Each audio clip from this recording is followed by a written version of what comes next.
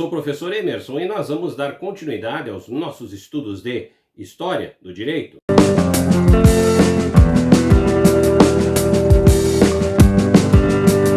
Prezados alunos, é um grande prazer estar aqui novamente com vocês e nós vamos então dar continuidade aos nossos estudos de História do Direito. Hoje estaremos discutindo a temática As concepções jurídicas e políticas dos gregos. E a contribuição do texto hoje é do professor Adalberto Narciso Hommenigge, que vai trazer informações importantíssimas para nós conhecermos um pouco mais sobre este tema. Vamos então ao nosso primeiro slide. A vida política dos gregos, com exceção, em alguns sentidos, de Esparta, recorre o ciclo de todas as formas principais de constituição e governo, com exceção da representativa, desconhecida na antiguidade em geral. A monarquia, a aristocracia e a democracia, assim, manifestam-se em suas diversas espécies, boas e más, constituindo em Aristóteles, por exemplo, objeto de profunda meditação, ainda permanecendo instrutivas para a ética e a política.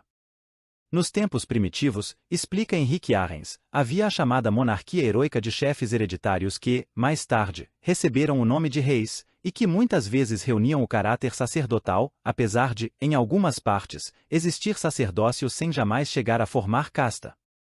O rei era o juiz na paz e o capitão na guerra. Ao seu lado, existia um conselho, de nobres e seus iguais. No devido tempo, havia também assembleias públicas.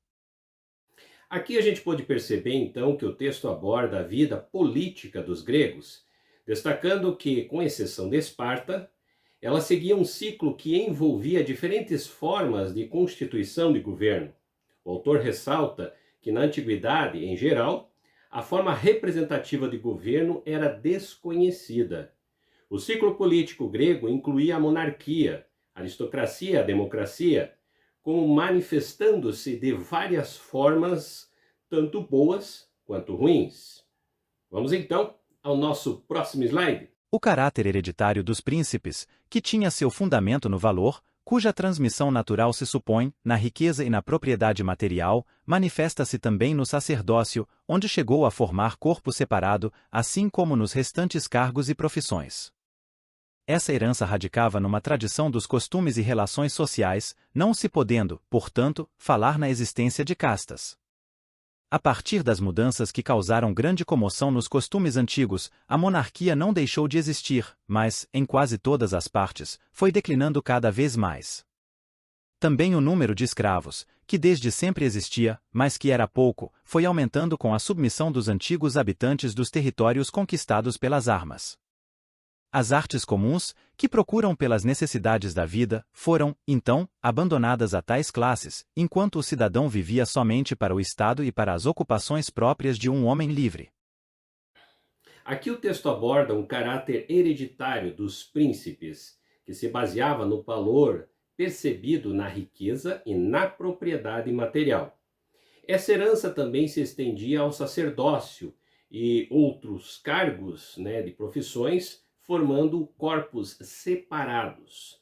No entanto, o texto destaca que se a hereditariedade não fosse configurada como casta, mas sim como uma tradição de costumes e relações sociais, o que efetivamente podemos perceber que era um aspecto de grande relevância dentro dessa sociedade.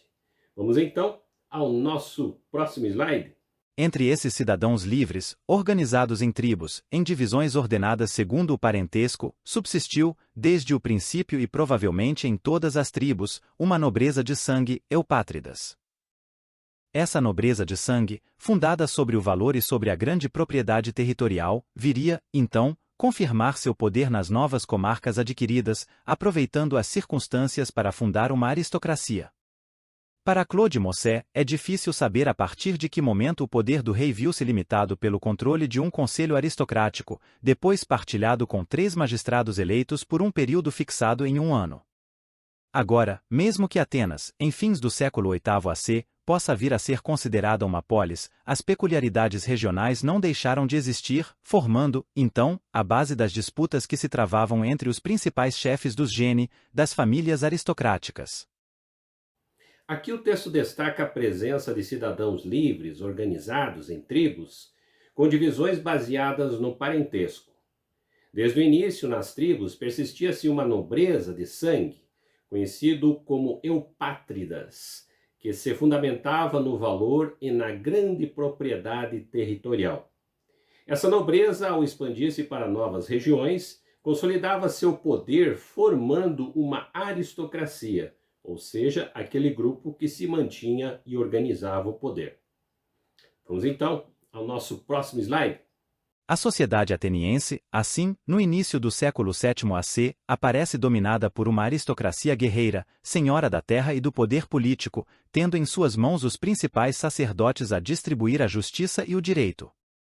Para essa aristocracia, a massa da população é uma espécie de clientela, reunida no seio das fratrias para o culto do ancestral comum ao gênus, econômica e socialmente dependente. Entre a aristocracia e a classe dependente, há um grupo intermediário de aldeões livres, suficientemente abastados para poderem adquirir uma panóplia e servir na falange pesada dos hoplitas que, a partir de meados do século, constituem a força militar da cidade. Os artesãos, ainda pouco numerosos, estão, sem dúvidas, estreitamente ligados aos nobres para os quais trabalha. No que diz com o declínio da monarquia há um aspecto importante, muitas vezes, nas guerras de sucessão, por exemplo, o poder real teve de apelar à classe nobre. Aqui o texto descreve uma sociedade ateniense no início do século VII a.C., destacando a presença da aristocracia guerreira que detinha o controle da terra e o poder político. Essa aristocracia também exercia influência sobre os principais sacerdotes, responsáveis pela distribuição da justiça e do direito. A massa da população, era vista como uma clientela dessa aristocracia, reunida em fátrias para o culto ancestral comum a gênus, sendo economicamente e socialmente dependente. Ou seja, a gente tem efetivamente, dentro desse contexto, o processo de formação, então, desta organização. Vamos então ao nosso próximo slide. O problema é que, com isso, também teve de acabar renunciando a parte dos seus direitos, vindo, no mais das vezes, a se resignar, então, à instituição de um magistrado supremo da aristocracia.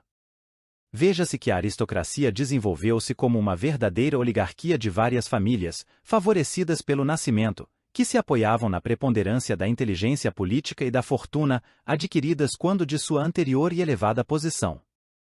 O conselho e os magistrados, assim, passaram a ser constituídos da aristocracia, por turno ou por eleição, que, por sua vez, passou a vigiá-los e a lhes pedir contas. A Assembleia Popular, em síntese, tinha, então, o direito de votar sim ou não a respeito das propostas motivadas. A administração da justiça, por sua vez, também se achava nas mãos da aristocracia.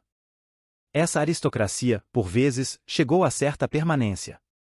Mas, mesmo onde o povo não foi por ela oprimido, logo se manifestou uma intranquilidade, um anseio por mudança.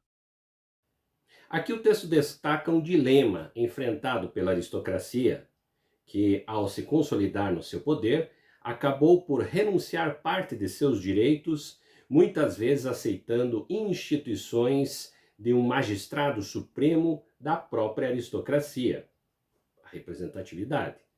A aristocracia, conforme descrito, evoluiu para uma verdadeira oligarquia, composta por várias famílias privilegiadas pelo nascimento, apoiada na inteligência política e a fortunas adquiridas por posições anteriores elevadas. Ou seja, nós temos efetivamente essa representatividade dentro desse contexto a partir de um poder econômico territorial que se estabelece dentro desse contexto. A todos vocês, espero que tenha contribuído para conhecer um pouquinho mais sobre este tema. Nos encontramos no nosso próximo vídeo.